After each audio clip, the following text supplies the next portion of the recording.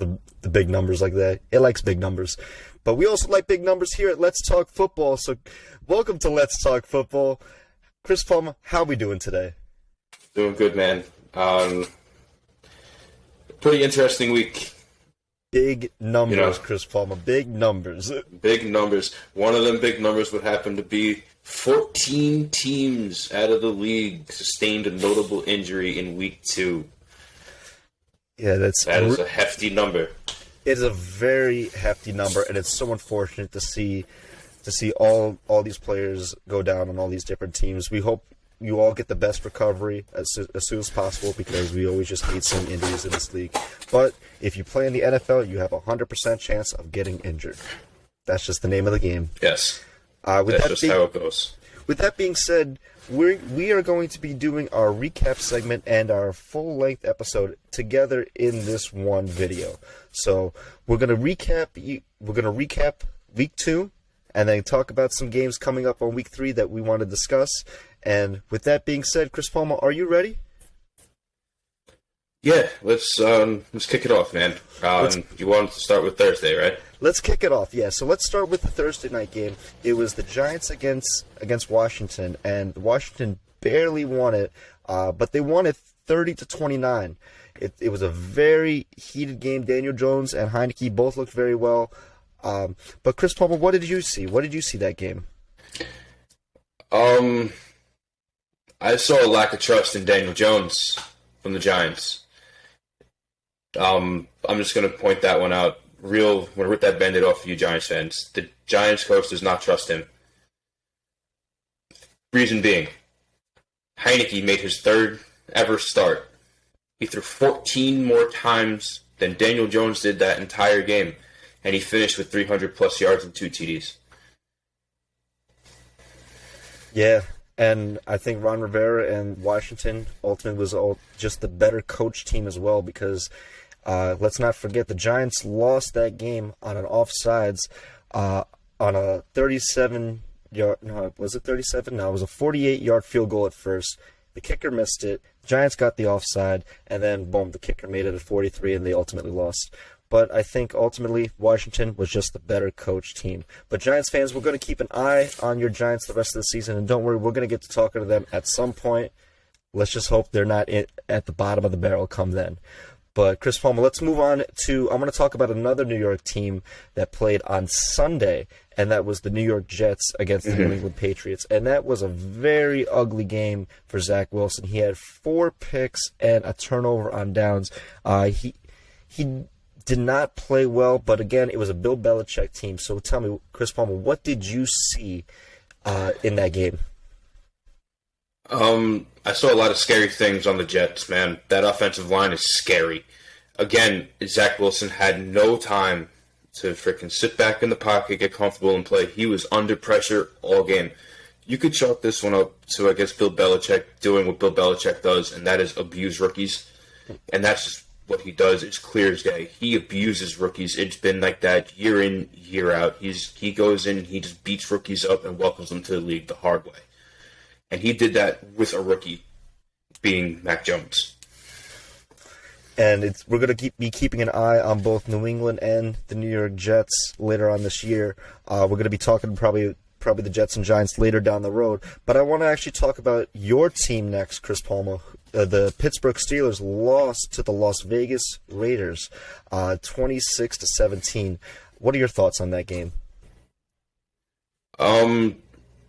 Yeah, I'm going to have to eat my words on that one. I went with the Steelers out of loyalty. The Raiders showed up, and they beat us up. And unfortunately, we are feeling the repercussions of that with T.J. Watt going down with a groin injury. Tyson Alualu fractured his foot. He's going to be out until at least midseason. And during the game, Ben Roethlisberger sustained a pectoral injury after being hit, and he got blasted. And he's not the Ben of old where he can get blasted, get up, and play. Now he's getting hurt. I'm going to talk to the Steeler Nation for a minute. Guys, get ready. We're moving on from him. It's time. He is so old. He's hurt. He's broken. We need to start thinking about drafting a quarterback. If Mason Rudolph is not the guy, we need to draft one. It is detrimental to our roster that we need a quarterback that can play and not get hurt. Especially in that division, because that is a very tough division to be in, being that my Ravens and now the Browns and Steelers, and the Bengals. But with that being said, there was a very nip-tuck game until Derek Carr had that one shot to Henry Ruggs right at the end. So we're definitely going to be keeping an eye on the Raiders as well as the Steelers, and we're going to get back to them later on at some point in the season. But I want to move on to another game on Sunday, which was the Carolina Panthers upsetting the New Orleans Saints 26-7. Chris Palmer, are the Panthers for real? I think it's a little too early to say if they're really for real, but they are exciting. They're exciting to watch right now. They could be for real if they win 1 or 2 more in a row. They come out, they beat Houston, and then they win their next game. They could possibly be for real and make a playoff run. I'm not going to go ahead and speculate that now, but Sam Darnold fits that scheme. He looks very comfortable with Matt Rule in that offense, and it's really good to see Christian McCaffrey back on the field as well. With that being said, we're going to be moving on to one of our division opponents, and that is the Cleveland Browns beating the Houston Texans 31-21. Chris Palmer, the Browns, they got back on track. What do you think of that run game with Kareem Hunt and Nick Chubb? It's the best run game active in the league right now. They're a 1-2 punch, and Felton is a solid number 3 that comes in for clutch pickup yards at the end. It's the best run game, best running core in the league, and it's really not close in my opinion. You could argue me with the Ravens when they run that full house package, but I don't know. That running core is lethal in Cleveland. It is. I like that. I like to see them run the ball with Nick Chubb and Kareem Hunt because they are a lethal duo. The Houston Texans play the Panthers on Thursday, so we will let you know later on in this episode what we think of that game. Moving on, another division opponent, the Cincinnati Bengals lost to the Chicago Bears 20-17, but Andy Dalton went down, and Justin Fields had to take over. Now Justin Fields is going to be starting. Chris Palmer, what are your thoughts on Justin Fields starting next week in Week 3? Again, very unfortunate Andy Dalton injury. I hope a speedy recovery. It's bigger than rivalries. It's football. I hope you are not out or injured for very long. However, I said it before, they would not succeed until they started Justin Fields. Here it is. Justin Fields is on the field. I feel this is now where the entire energy of Chicago is going to change, and they're going to start putting points on the board. They are now going to have an offense to match that defense, and I'm excited. I'm excited too, and the Bears are going to be a very, very fun team to watch later this year. Moving on, though, to another NFC team beating an AFC team, the Rams beat the Colts 27-24. Chris Palmer, how lethal are the Rams? Can they go toe-to-toe with the Bucs? For sure, that has playoff capabilities. That's playoff game. We've always said it, that Matt Stafford, give him a team and he can make a solid playoff run. Here it is. He has the Rams. He has that coach. I always forget his name. The head coach of the Rams. Sean McVay. Thank you. Mm-hmm. Thank you. I always forget his name for some reason. It always defeats me. Good young coach that wins games. Matt Stafford's tough. He's going to win games. He has that receiving core. It's going to be a playoff game, and it's going to show really well how they stand in the playoffs. That is a very good game to watch, and we're actually going to be talking about that game later on in this episode, the Rams and Bucs, Week 3. But moving on, we're going to be moving on to the Buffalo Bills and the Miami Dolphins. The Bills trounced the Dolphins 35-0. Tua went down very early in the game, and it looks like he's injured. That's going to be something to look for the rest of this season. But, Chris Palmer, can the Dolphins get it done with Jacoby Brissett? I hope they could just keep their head above water until Tua can eventually come back. I believe the injury itself was ruled a multiple rib fracture. I can't expect him being out longer than a month. Maybe between 1 and 3 weeks, 4 weeks max, and then he would be back. But Tua is already beaten, man. He's athletic, but he has so many injuries, and he's so young already. I hope the Dolphins can find a way to keep it together. I hope so too. And T, we really hope your Dolphins can be sustainable in the meantime. So, but moving on to some more AFC teams, the Denver Broncos beat the Jacksonville Jaguars 23-13. Chris Palmer, when do you see the Jags getting their first win with Trevor Lawrence? I don't know. And that's really... I have no conviction to say which game they're going to win on their schedule this year because they're just not playing up enough to win a game. It is a true mystery as to... My biggest mystery question is, where is the generational talent in Trevor Lawrence we heard so much about? I told y'all I didn't see it. Where is it? He's definitely, his athletic ability, it's there, but it's not showing up in the win column, and that's where it needs to be for the Jacksonville Jaguars. And, Mikey, we're sorry about your Jags. But I'm not questioning his athletic ability. I just want to let you know that. I'm not questioning his athletic ability. I'm questioning where is the generational talent that we were told he was. We were told he was a generational talent, the next Peyton Manning. Doesn't have the forehead for that. He doesn't have the forehead for Peyton Manning. No, not even the brain, but just the forehead. That's the thing. Peyton Manning's forehead was at least 50 yards. So, the kickers practiced on that shit. But never mind that. We're gonna be his forehead grew. Moving on. We'll talk about Peyton Manning's forehead later. I mean, we could have a whole segment on that. But let's move on. Let's move on to some NFC teams. The San Francisco 49ers played against the Philadelphia Eagles and won 17-11. Chris Palmer, are the Eagles, was last week an anomaly, or was this week an anomaly? I don't see them either as an anomaly. They're probably going to be a middle-of-the-road team now that they, again, I forgot that they had committed to Jalen Hurts. So they're probably going to be a middle-of-the-road team. I don't see them winning double-digit games. I see them as a single-digit game season. I don't see any more than 7. I don't see as either. I see them not doing very well, but 49ers with a better team. I got to say, for me, it felt like the 49ers actually played down to Philadelphia's level. So it's going to be interesting to see, because last week the 49ers put up 41 points on the Lions, a team that we know is not expected to do well. And this past week they put up only 17. But next week they play against the Green Bay Packers, so that's going to be the primetime game and a very interesting game to watch. But we're going to be moving on to one of probably the best games so far of the year. This is in contention. The Arizona Cardinals against the Minnesota Vikings.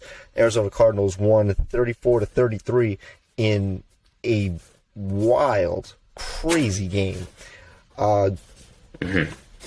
Chris Palmer, I want to ask you not so much about the Cardinals, but the Vikings. They have an 0-2 start, and they play against the Seahawks next week. Are they just going to be a victim of their schedule? I would have to look further into their schedule to really answer that question. But, next week being against Seattle, that's a tough game. And after a big loss like that, that's a tough game to try and recoup on. So that's going to be a game to watch next week. Tough loss against the Cardinals. Very tough. The kicker could not make that 37-yard field goal to win the game. So with that being said, we're actually going to be moving on to another fantastic game that we actually talked about last week, the Tennessee Titans and the Seattle Seahawks. The Tennessee Titans came back and won it 33-30 in overtime. And I got to say, I'll be the first one to admit, last week we said that the Titans can't come back. They only have one way to win. I mean, yes, it was through Derrick Henry, but they can come back because they made a hell of a comeback against Seattle. And I'm very interested to see how they take this win and carry the momentum into next week and the week after. But for Seattle, again, they're going to be playing against the Vikings week 3. That was a tough loss against the Titans, but with Derrick Henry, how far can the Titans go? Well, we saw it last year that they were division winners with just Derrick Henry. Mm-hmm. Again, Ryan Tannehill has been Ryan Tannehill since he came into the league. He's been unpredictable as to who he could be. He could either shoot the lights out or he could put up subpar numbers. It depends on which Ryan Tannehill comes out to help Derrick Henry. If he has to put the entire team on his back, he has shown that he can do it. The Derrick Henry show came up second half of that game and held through overtime. Again, that was a hard game for me to choose. I thought the 12th man was going to get the better of him. It did not. We both picked Seattle to win, and we both were wrong on that one. But I got to say, Derrick Henry, he had 237 scrimmage yards for that game. So that's combining his rushing yards and his passing yards. He had a absolutely stellar game. But we're going to be moving on to the Dallas Cowboys and the Chargers. The Dallas Cowboys actually pulled it off against the Chargers 20-17. I don't know why I had some feeling to pick the Cowboys last week. I picked them, but I guess it was the right call. But Chris Palmer, what are your expectations for the Chargers moving forward?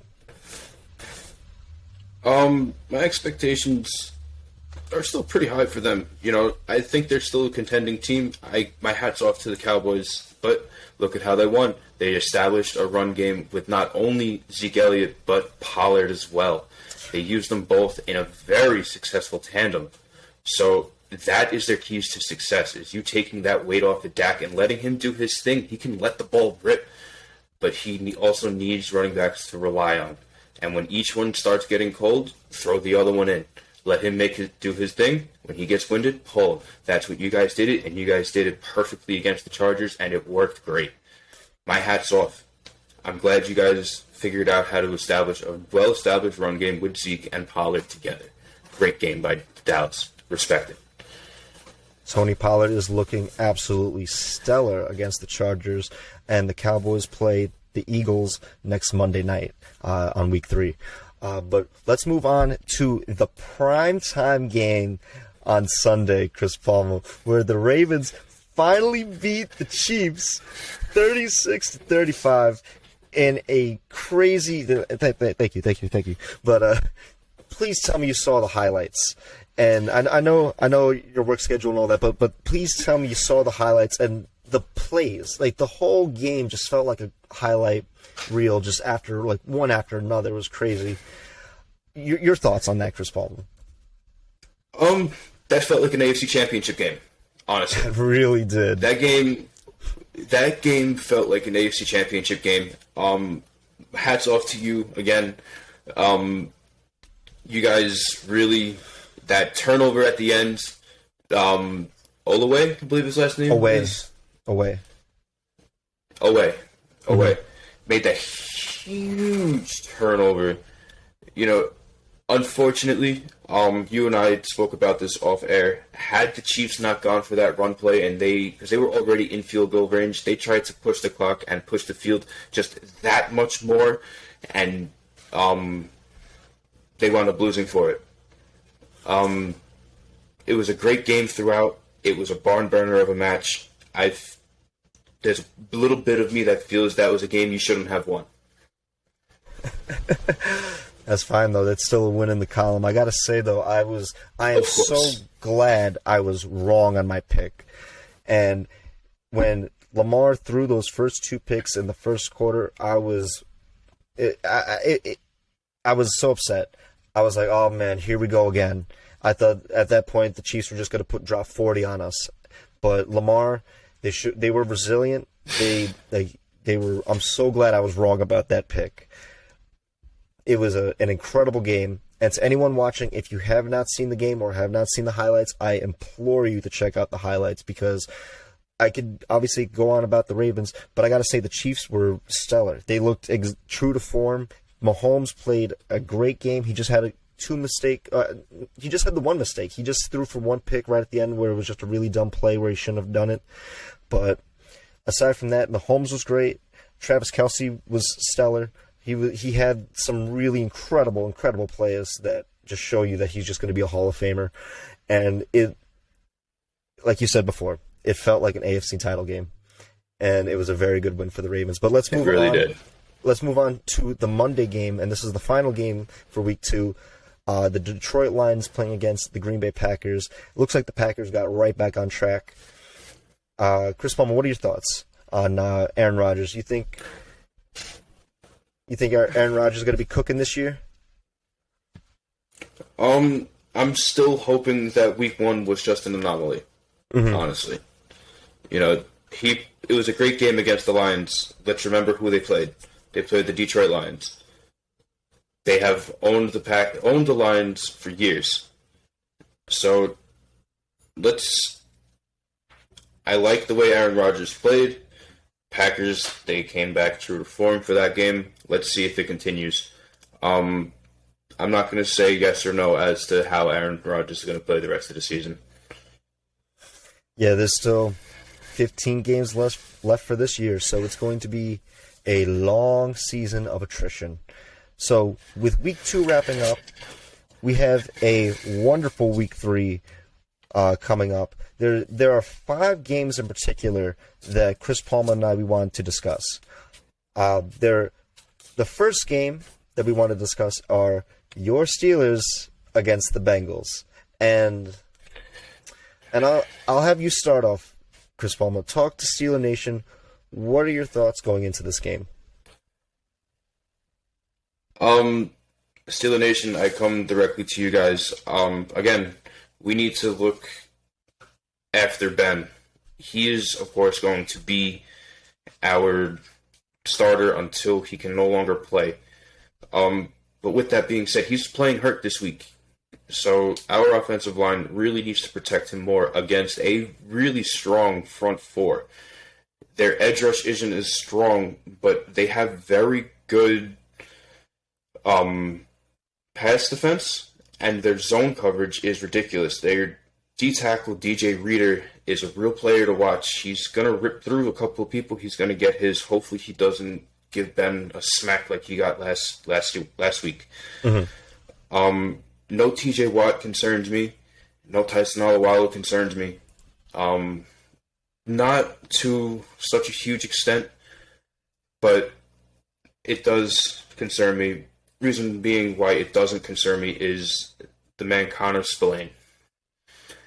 This man is such a physical linebacker. Him, Devin Bush, and we have one more linebacker that comes in for Devin Bush as well. I can't think of his name off the top of my head. We have a very solid linebacker core besides TJ Watt and Melvin Ingram coming through the middle. So our box is pretty much still fully loaded without TJ Watt. He is one of the best edge rushers we will ever have. Don't get me wrong. But with how injured our offense is, relying on a hurt defense already come week 3, it's going to be hard. We need to show up. I'm happy that we're putting more trust in Najee Harris. He got his first career touchdown last week. He had 10 attempts, 38 yards. He was also used in the pass game. 5 targets, 5 receptions for 43 yards. Mm-hmm. So he's pretty versatile, rookie back. I really like Fairmouth. Our roster is very good. If you look at it on paper, the detriment is Ben because of how old he is and how many injuries he has. So with that being said, Steeler Nation, get ready for the rebuild. get ready for the search for quarterback again, because it's coming. Mm-hmm. And Ben you're definitely right, because you know the team has to play around the quarterback. The team has to play around Ben. So wherever Ben goes, that's as far as the team is going to go. But my question, not to you, this is more of a rhetorical question. Are the Steelers committed to running the ball? And I would say no to that, because they have not learned their mistakes from last year, where Ben, he had 40 pass attempts against the Raiders. He threw for 295 yards, a touchdown and a pick.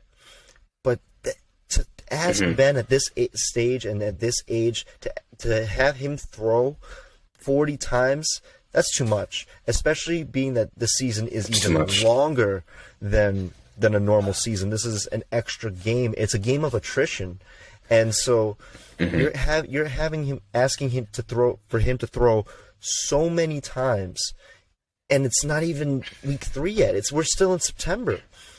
And what gets me though is this is a stat.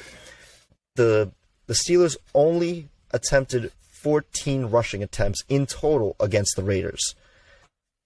And I mean, Najee had 10. He had 10 attempts, but you're going to only run the ball 14 times throughout the game.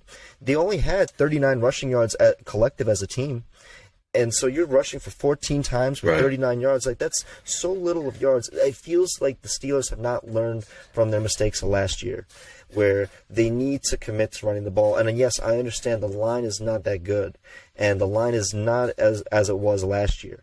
But you have to create the running lanes for Najee. He's capable. He played adequately last week against the Raiders. Like you said, he had his first career touchdown, and so he's contributing not only in the running game but also the passing game as well.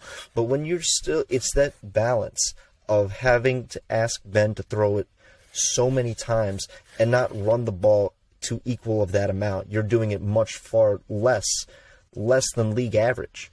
So, and of course the injuries suck, but I want to bring it to the Bengals, where Joe Burrow's still playing good.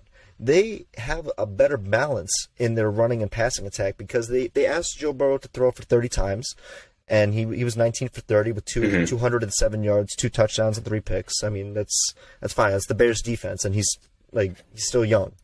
But they at least attempted to run the ball more. With Joe Mixon, they had 20 rushing attempts, and he had 69 yards. So the Bengals are actually willing to commit to running the ball more than the Steelers. I don't know. I think the Steelers, it's going to be a long season. To ask Ben to throw it 40 to 50 times a game for 15 more games, that's too much. So I don't know how I feel. At first, when I looked at this game on the schedule, I was thinking the Steelers all the way. But as I was doing my research, I'm like, I don't know. I'm kind of leaning towards the Bengals now. I'll be honest, but I don't know. What do you think? Do they need to get back to running the ball more with Najee? You should wash your mouth out with soap. I know I should. I know. And for I'm just going to say that. All our boys watching right now, he's like, did he really say something good about the Bengals? It's like, for our audience, I hate the Bengals. Fuck the Bengals. But it looks like they have a better balanced offense than the Steelers do. And that concerns me for the Steelers' sake, because you have the running back.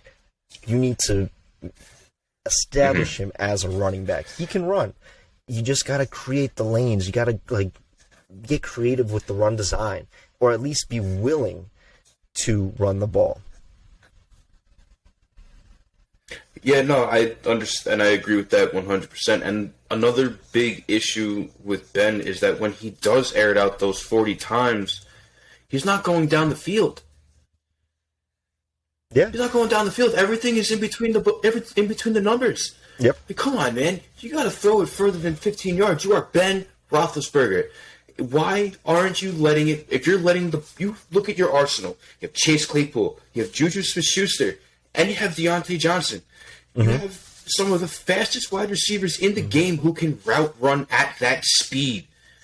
Let them fly. Let them fly and get them the ball like we all know you can. And then you give Najee Harris the ball. They need to give him the ball more. This kid's a stud. Look at that stiff arm that he pulled against the Raiders. That was disgusting. Oh, it was nasty. That stiff arm was gross. Like, he learned that trick from Derrick Henry, and you won't tell me otherwise. I mean, those Alabama backs, man, they know what's up. Those Alabama backs, they know what's up. They're looking to scrap on every down, and I love it because I do like to see Najee, and I think he's a very good running back, but they're not giving him the ball often enough in the run game because they're not willing to create a run game for him, and that concerns me because it's like he's good, like he's a solid back, man, like he's a really solid back, but use him as a back, use him as a running back, like let him run, right. But we'll see. We'll see what the Steelers do because it is a division. It is a divisional game, so it is going to be very crucial to whoever wins that game. But man, I don't know. I'm still kind of iffy on my pick right now. But I'll get back to you. We're going to be making our predictions come Saturday before Sunday's games. So make sure you check out our predictions on what teams we think are going to be winning, but I'm still kind of iffy on this one. But do you have any if we are to win, final thoughts on we need to air the ball out. We need to air the ball out more if we want to win week 2. It's just that simple. And we need to stop Jamar Chase and Joe Burrow. Yeah, week 3, sorry. Yep. And we need to not let Joe Burrow and Jamar Chase get any form of momentum. I think the Steelers need to be leaning on that run game a little bit more if they want to succeed.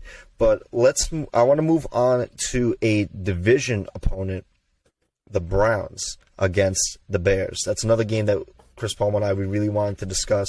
It's the start of Justin Fields. It's the new era in Chicago, but the Browns are looking to get back on track and to establish themselves. So, Chris Paul, I'll start with you. What are your thoughts going into this game? And what are your expectations for Justin Fields in this game? Again, it's unfortunate that Andy Dalton suffered his injury. I hope a speedy recovery, and I hope he becomes healthy. But I don't feel that we're going to see Andy Dalton on the field this year anymore. Justin Fields is going to own this team. What do I see coming from this game? I just want to see how he plays. On paper, the Browns are a very top contending team. The Bears are not, and Justin Fields is a rookie.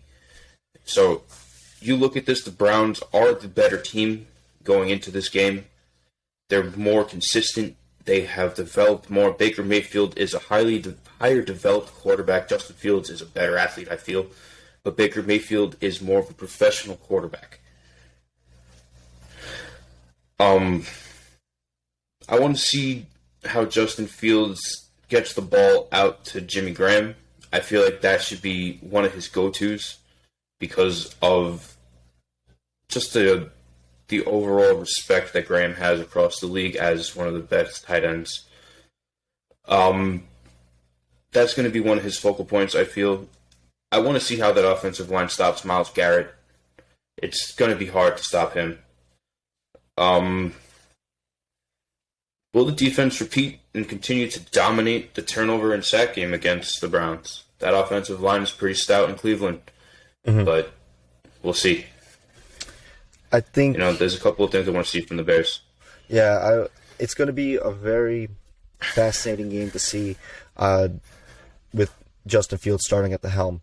But I got to say, with the Browns against the Texans, the Browns rushed for a total of 153 yards and 3 touchdowns against the Texans. Now, the Texans defense, we don't expect much out of that defense, but still, as a team to run as a collective unit with 153 total yards in a game and three rushing touchdowns, that's pretty impressive. And I think that's going to be a very big struggle for Chicago defense to stop. How are they going to stop Nick Chubb? How are they going to stop Kareem Hunt? Because I think now with the injury to Jarvis Landry, even though Odell is, I think he's expected to come back on Sunday. He may or may not. I think he's still questionable at this point in time. But with the injury to Jarvis Landry, even though, the Browns still have some other good wide receivers and tight ends, but they're going to be leaning a little bit more in that run game. And I think that's how you disrupt a lot of good defenses. If you're able to run the ball, gets them off their game.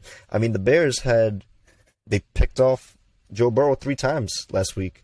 So they were making plays. I want to also give a shout out to the Bears. Raekwon Smith, he's an absolutely stellar player. Keep an eye out for him on the field. He's a very, very impressive linebacker, very fundamentally sound. And watching the highlights, I really enjoyed, and he really stood out to me.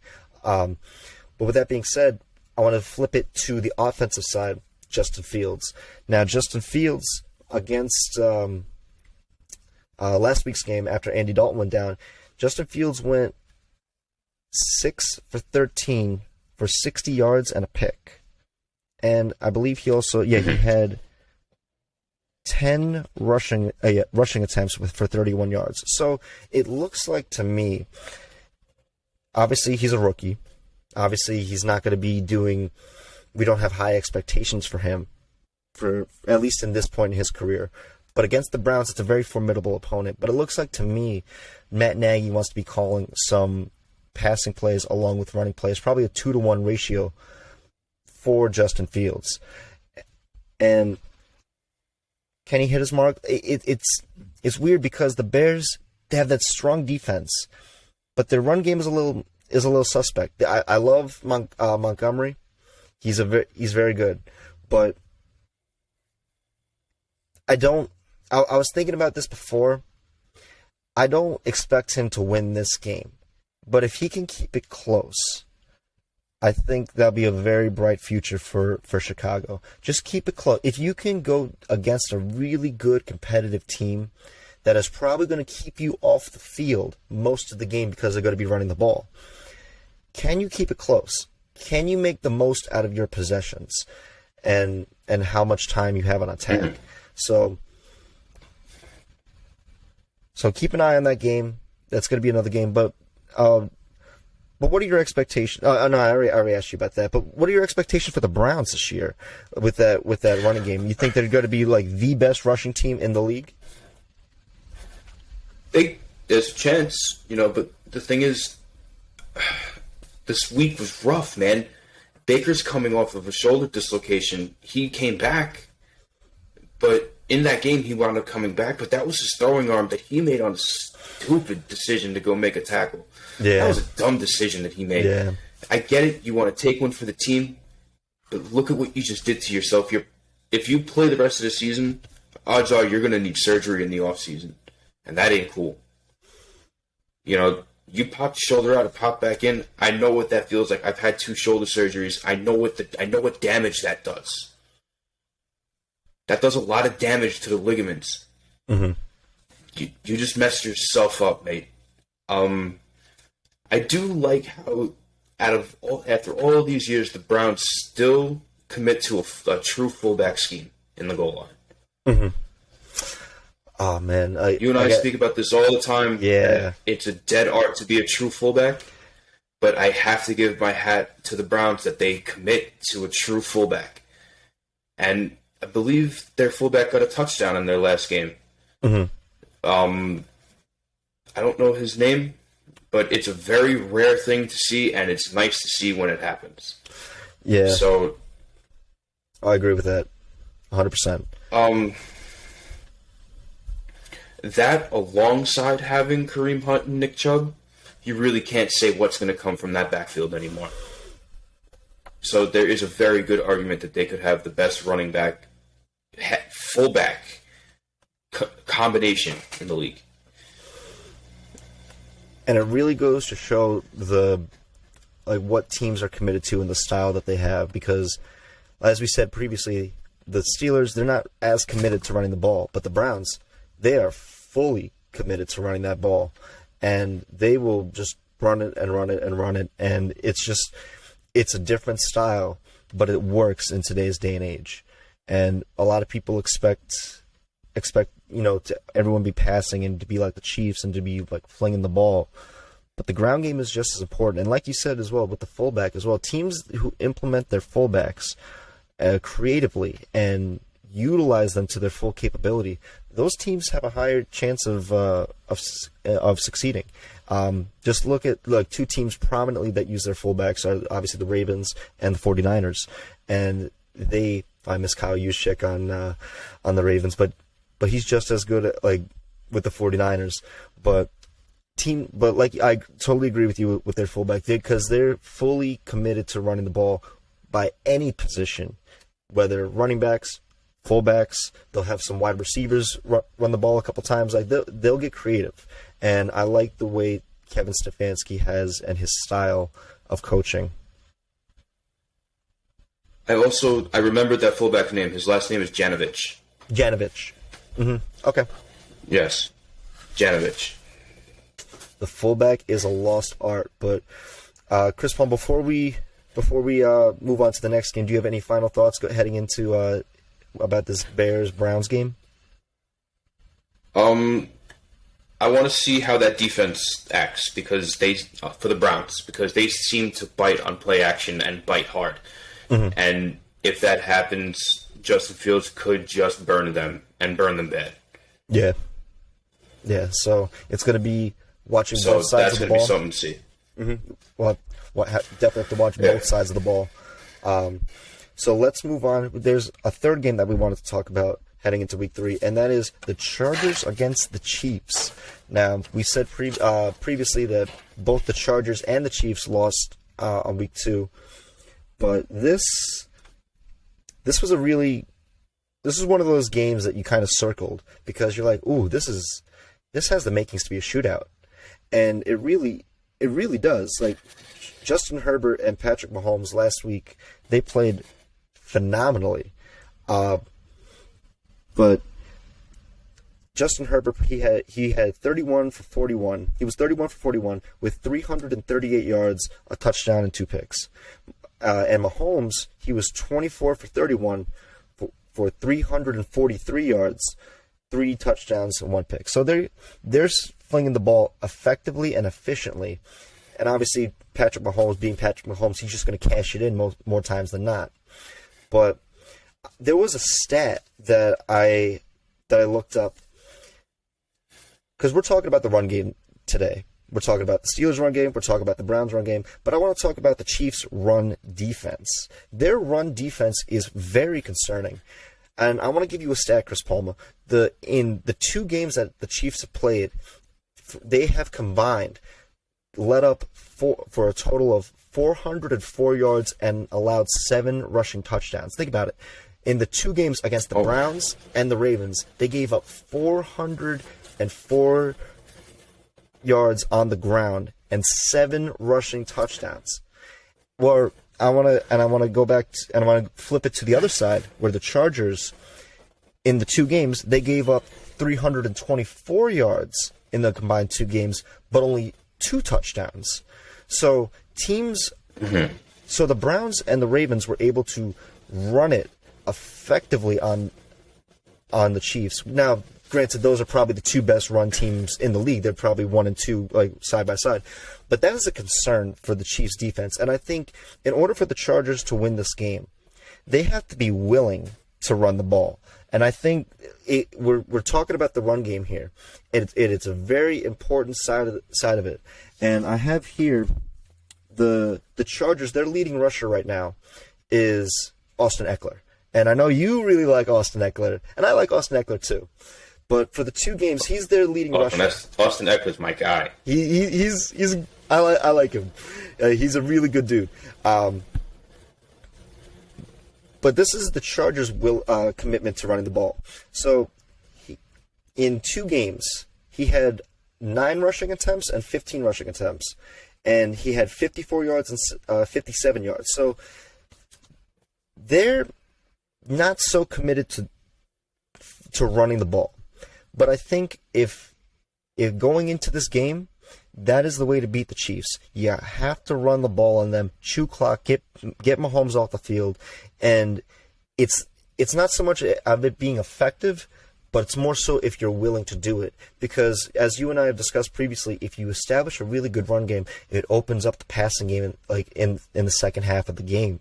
And I think that's really what the Chargers can attack with. Make the Chiefs run it for the first half, run it hard, keep that offense off the field, and granted, if you get it in the red zone, don't be afraid to just punch it right in. Because, the Chiefs have given up 7 rushing touchdowns in a matter of 2 games. So, I think we're in a high-scoring affair. I like to see the Chargers keep it and shorten the game. But what are your thoughts going into this game? Do you see it more of a shootout? It's funny that you mentioned how bad they are with their rush defense. Mm-hmm. Weren't they the worst rush defense in the league the year they won the Super Bowl? The first time? They weren't the worst, but they were at the bottom of the barrel. Actually, and I believe they've stayed there since. They've been pretty. Their defense is nothing to be stellar, but their defense is always No, their run defense, their pass defense is savage. Yeah, I mean, it's suspect at times. Honey Badger. Mm-hmm.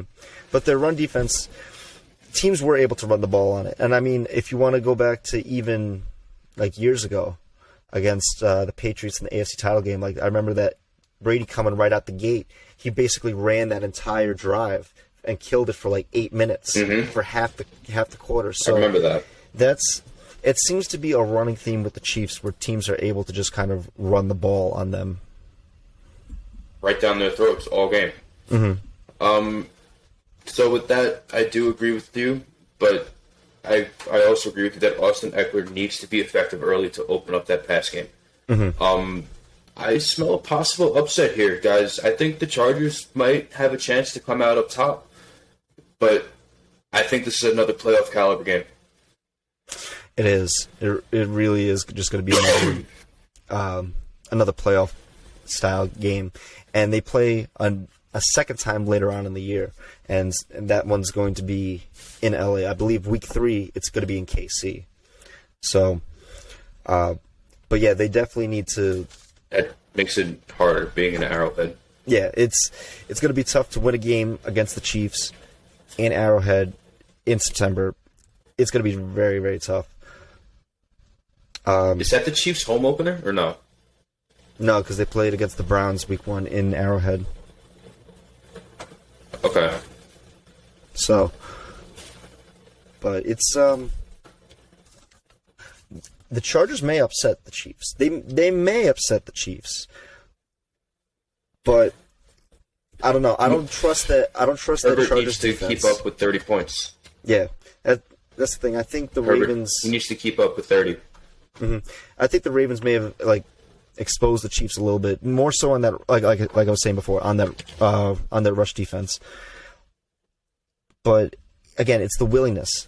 Justin Herbert, he had attempted 41 passing attempts against the Cowboys and only got 17 points. So he could be throwing it up and down the field, but if he's not cashing out against Mahomes, it's going to be make for a long day. That's the thing, is you got to cash out. Long day. If the Chargers are just going to settle for field goals, it's going to be a long game. But I think Herbert, you just got to punch it in. And obviously it's going to be tough because Honey Badger is looking really good as well. He was really good on Sunday. He looks scary this year. He looks absolutely scary. He looks scary this year. He's ready to send a message. But that's going to be potential game of the year, maybe. I mean, granted, any game of the year that and the Chiefs are playing. Definitely a playoff game. My one question to the Chargers, though, is who do they have to stop Kelsey? Because if you don't find someone that can match that, you're going to have a really long day. Mm-hmm. Yeah, and I think you guys got to figure that out. The one thing that the Ravens did was that they double teamed Tyreek Hill on Sunday night. And I think that's one thing that the Chargers have to do is like, okay, you have to commit to taking away either Tyreek Hill or Travis Kelce. If you take out one of them within the game, just double team one of them, then you take them out of the game, and then you're able to kind of condense the field for Mahomes. Obviously, you can only condense it so much, and then he's just going to make whatever play he wants. But I think that would you rather die by gunshot or knife? That's the thing. Is you want a quick death, or you want Travis Kelce? So or you want it to hurt? I mean, Travis Kelce, he had over 100 yards against the Ravens, and he had some absolutely stellar plays. The one play in particular where he had a break free for a touchdown, I believe, right? Yeah, and it was incredible to watch. For a touchdown. And I was going through a hell of a lot of emotions at that time, but man, it's going to be tough for the Chargers. Jeremy Shockey, man, he's just unbelievable. He's just reminds me of a young Jeremy Shockey. He's his own animal, man. Like I don't even see anything like anyone else in him. I agree. He's just his own. Like he's just physical, tough, and just. It seems that no matter who you put on him, whether a linebacker, a safety, or a corner, it's not enough because he's just going to catch it. And there's no answer for him. There's just no answer. Yeah. So who do the Chargers put on him is really going to be the detriment to this game. Mm-hmm. Yeah, that Chargers defense is looking pretty sus, as the kids say.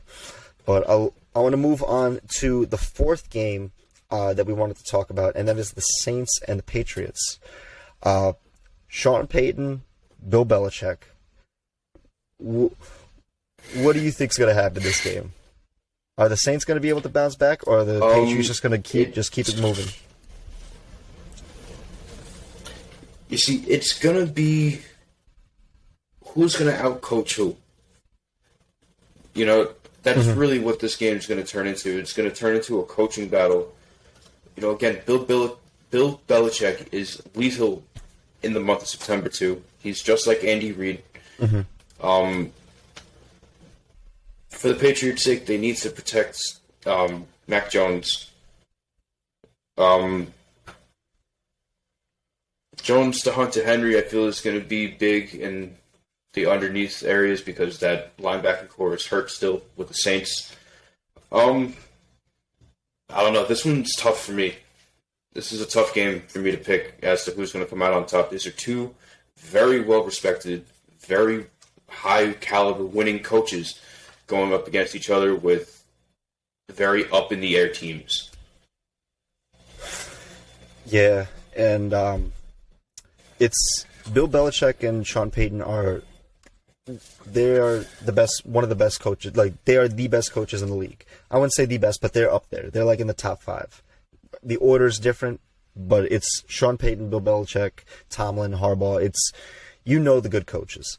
And Andy Reid, of course. But there's a lot of really good coaches in the league. And was it Sean Payton versus Bill Belichick? In their coaching careers since Bill Belichick was in New England, Sean Payton is 1-3 against Bill Belichick. So Bill Belichick's had the better record against him. But I want to throw some stats your way because I was really surprised on just how bad the Saints were on Sunday. And according to the numbers, Jameis Winston, he was 11 for 22 with 111 yards and 2 picks.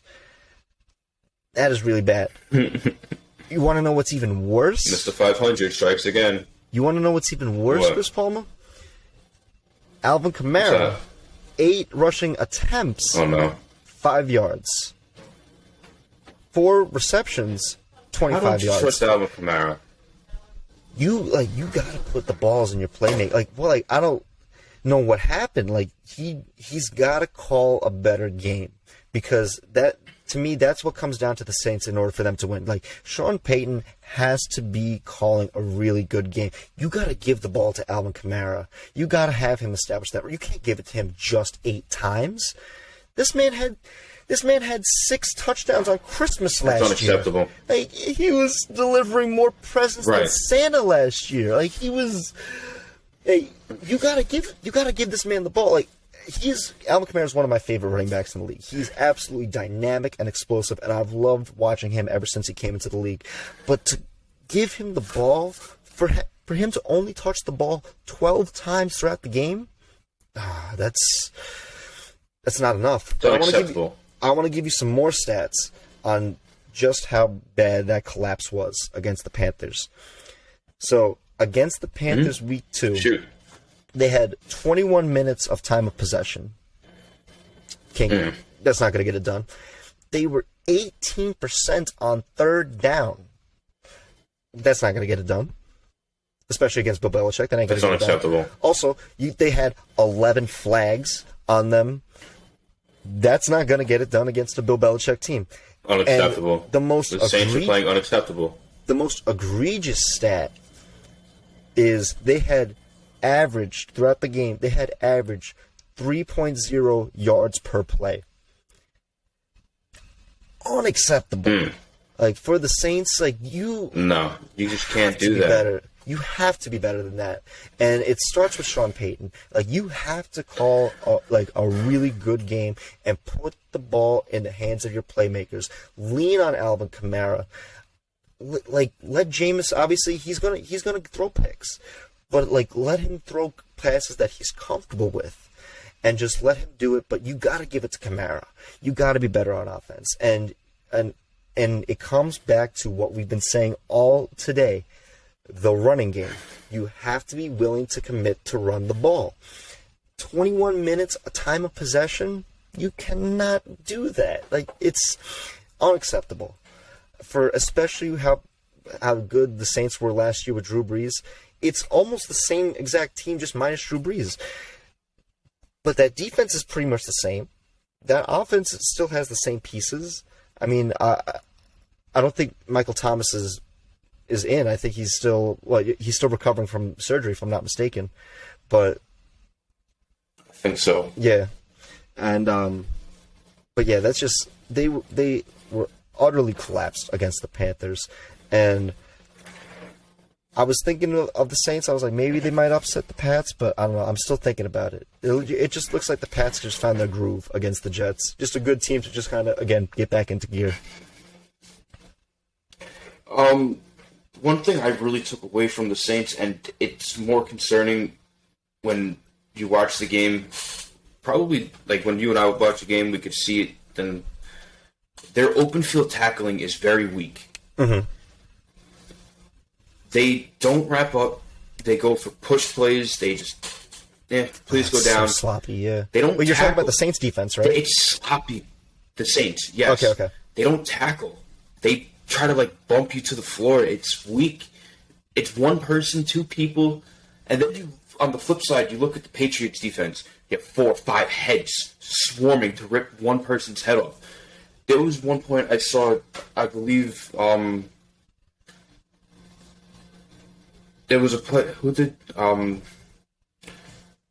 what's his name? Zach Wilson was scrolling out, and their secondary came in ready to rip this guy's head off, and there was no one in front. There was 3 other Patriots ready to swarm and crush this guy. He had to run out of bounds. Yeah. That is what a defense is supposed to do. They're supposed to be a pack, and the Saints don't have that, and that is very concerning going into this game.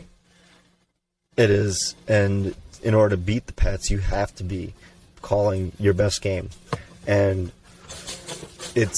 I'm with you too. When you're watching a game, and it's one of the worst things to see, because for our audience, Chris Paul and I, we love defense. We are defensive. That is one thing we absolutely love about the game of football.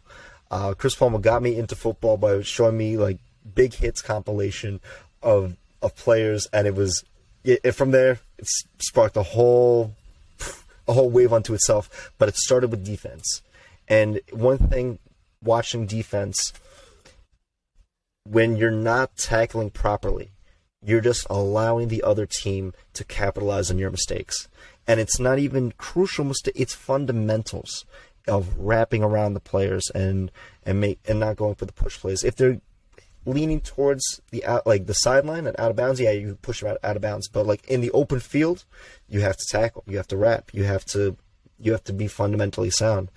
And I don't know. It's going to be very tough sledding for the Saints against New England. But do you have any final thoughts on going into that game? Yeah. The Patriots, I feel that overall the better team. They have the better coach, but somehow I feel like Sean Payton may try to come in pieces together. We may see a little bit of Taysom Hill come in if Winston decides to play the way he did. Yeah. You know, and I wouldn't be against that. I like Taysom Hill. I think he's solid. But we shall see. That one's tough. That's another tough game to call. That's going to be a really very interesting game to watch because of just the coaching, from the coaching aspect. Offense and defense aside, just coaching, like the game of chess between Sean Payton and Bill Belichick. It's going to be fascinating to watch. But we're going to be moving on to the last game that we wanted to discuss, and that is going to be hopefully a game that we're going to be watching with the boys, is that Bucks-Rams game. Woo! That's got playoff written all over it. So, Chris Palmer, I'll have you started off. What are your thoughts on this game right here? Absolute playoff game. It could have the feel of an NFC title game. This would be sick. Tom Brady, need say no more. Last game he had 5 TDs with 276 yards. Absolutely unbelievable game.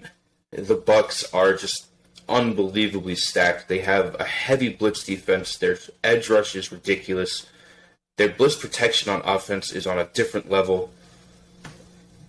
However, they haven't played Aaron Donald yet this year. How will they protect against Aaron Donald is my question to you. Well, they got a good line.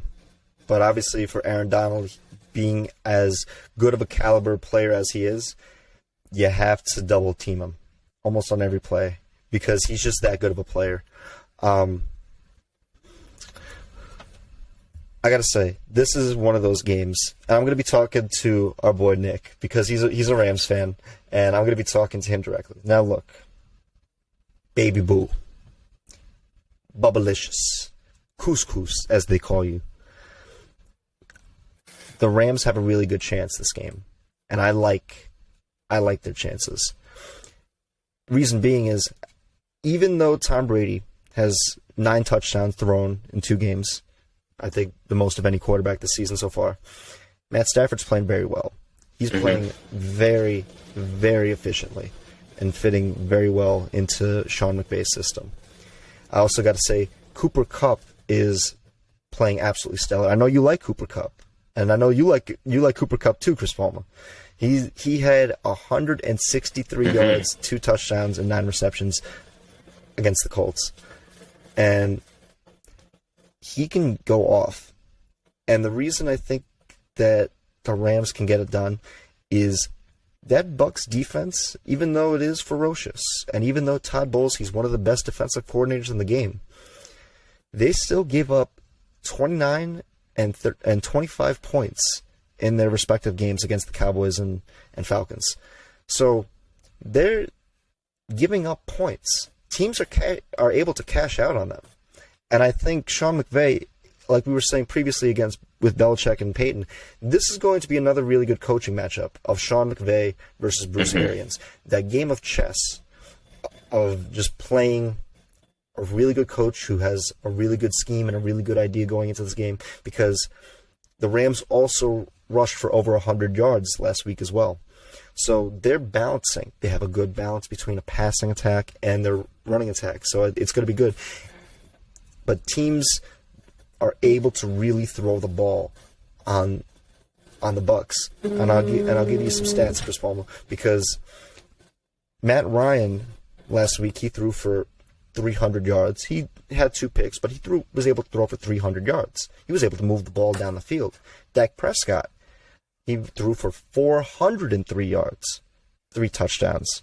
So teams are able to move the ball effectively on that Bucs defense. It's not, I don't see it as good as it was last year. Maybe they need that bye week again to tighten things up, but teams are able to move. So don't be intimidated by the Bucs defense, because I think if Sean McVay comes into this game with a proper plan and a proper point of attack, the Rams might be able to do it. I'm still kind of iffy on my pick. I still need another day or two to sleep on it. But the Rams have a chance. I'm telling you, there's a chance, Couscous. I'm telling you, there's a chance. Yeah, there is just that chance. I agree with you. JPP and Adama Sue need to come in and disrupt that offense quick. Yeah. Or, it's going to leave the window open for Matt Stafford to capitalize. If the Rams' offensive line can hold them at bay and let Matt Stafford get comfortable, set his feet, and let it rip, we're in for a treat. Because the idea of Matt Stafford having Arsenal against Tom Brady is something that people really never heard of before. The only weapon he's ever really had was Megatron. Mm-hmm. Now he has literally a full team of very, very capable wide receivers. So, gonna be an exciting one to watch. I'm a little concerned about that Bucs defense when it comes to their zone run defense. Mm-hmm. They seem to not pick up on zone runs until they're about 4 or 5 yards down the field. So that could be problematic. Like I said earlier, they're a very heavy blitz defense. Bruce Arians is very aggressive. He's a very aggressive head coach. Sean McVay, he too is aggressive, but he is one who can pick up on blitzes like the best of them. He can call hot routes that will burn a zone defense, a man blitz, any day. He can call it, and he will burn you bad, especially with Cooper Kupp, especially with Stafford not throwing to him. If Bruce Arians comes out ready to blitz like he usually is, we're going to be in for a gun show, I feel. They're the 2 games that we discussed that have the potential to be shootouts are the Chargers and the Chiefs, and this one right here, the Bucs and the Rams. And that is a very exciting game to watch. Now, that's not the primetime game, and it maybe should be the primetime game, but that's going to be a hell of a game to watch. And I'm very interested to see the game of chess between Bruce Arians and Sean McVay.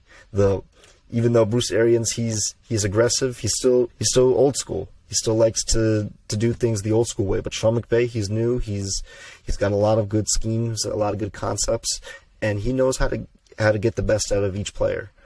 And I think Matt Stafford's a really good fit in LA. But I wouldn't be surprised if we see this matchup again in the playoffs come January. Absolute playoff game. Okay. Absolutely a playoff game, 100%. With that being said, Chris Palmer, do you have any final thoughts on this game right here? Nope. This one's just going to be a very exciting game. One of the more exciting games of the week. Okay. So we have an exciting Week 3 coming up. So those are the 5 games that we really want to talk about. But being that Week 3 starts on Thursday, we would like to talk about, briefly, just the upcoming game, the Panthers and the Houston Texans. Now, this video is going to be uploaded on Thursday, so we're going to be predicting it basically like this day of. So we're going to briefly discuss about this game. Are the Panthers going to go 3-0 and go on a hot streak? Or are the Texans going to upset it with David Mills? Listen, my saying, any given Sunday, Look at Heineke. He came out and tore the roof down. I feel the Panthers are a much better put together team than the Circus in Houston. If the Panthers win again, it starts the question of if they're for real or not. If they win that game is when that conversation starts, because now they're 3 wins down from, they were more or less irrelevant last season. I think the Panthers are going to win this one, and I feel they're the better team. I also think the Panthers are going to win this game because Sam Darnold just looks like a really good fit. But not only that, but I like the way that Panthers defense is so far. Even though they played against the Jets, but against the Saints, they were very well. They were very well prepared. And I like Matt Rule as a coach. I think he keeps games close. He knows like the game of football is not won in the first quarter. It's won in the fourth quarter. And he has a very good understanding of that. Because last year the Panthers were in, I believe, 8 one-possession games. And I believe they went 3 for 8 in that stint. So Matt Rule likes to keep his games close. But I think this is one of those games where the Panthers are going to separate from the Texans because the expectations for the Texans were pretty low, even with Tyrod Taylor starting before the season. And now that Tyrod Taylor's out, we hope he gets a really speedy recovery, and we hope he heals and gets better soon. It's now on David Mills, who's got probably even less expectations than Tyrod Taylor. And you just hate to say that, but like Chris Palma said, any given Sunday, or in this case, any given Thursday. But with that being said, I'm picking the Panthers to win this game. Panthers go 3-0, and I can't wait to see that matchup down the line of Sam Darnold's Panthers against Tom Brady's Bucks, because that's going to be a fantastic game to watch and probably the best litmus test for the Panthers this season. But do you have any final thoughts going into Thursday's games? Going into this week, I really just hope teams watch out for their players and really condition them, start the conditioning, because it clearly hasn't been going well for a lot of teams with these injuries. I hope the teams are really starting to look and see what is going on. They got to go into their training personnel, do whatever they need to do at practice to keep their players healthy. We want to see a healthy game. We don't want to see a bunch of hurt players come in, because then you watch a team, it's like, oh, they weren't complete. They had this, that, the third was out. So then start all those conversations of how it would be different if this person was in. It's like, you guys want them to be in, they need to be conditioned correctly. And that starts with the coaching, and that starts with practicing. So that's what I really hope to see this week and moving forward. I don't want to go and look up another 14 teams that suffered injuries and rule outs during the week of the game. Yeah, that's one thing that we hope for, is just all the players who are injured and who are dealing with injuries. We hope that you recover, and we hope that there's very less frequent of injuries throughout the season, because you just hate to see that in the game. But with that being said, we're going to be signing off. Make sure you check us out on Saturday before week 3. We're going to give you our predictions going into that week. With that being said, thank you so much for listening to us. Make sure you like and subscribe, and come back next week where we have more football content for you. Chris Palmer, I love you. I love you. Clear.